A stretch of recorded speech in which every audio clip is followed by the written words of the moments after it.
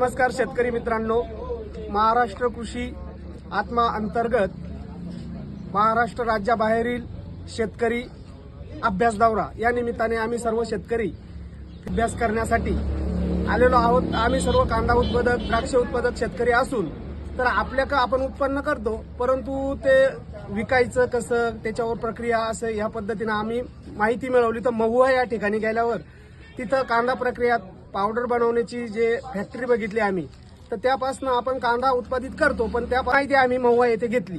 तर या माहितीतून आपण आपल्या तालुक्यात, आपल्या नाशिक जिल्ह्यात, महाराष्ट्रात जर याची माहिती कोणत्याही गोष्टी शेतकऱ्यांचा फायदा होईल, या महाराष्ट्र शासनाच्या या योजनेनं कृषी अभ्यास दौऱ्यानिमित्तानं मी शेतकऱ्यांना एवढंच सांगू इच्छितो का आपल्याला जी काही माहिती मिळाली त्या माहितीतून आपण अजून आपल्या शेतकऱ्यांपर्यंत जर पोहोचवली तर त्या आपल्याला नक्कीच फायदा होईल।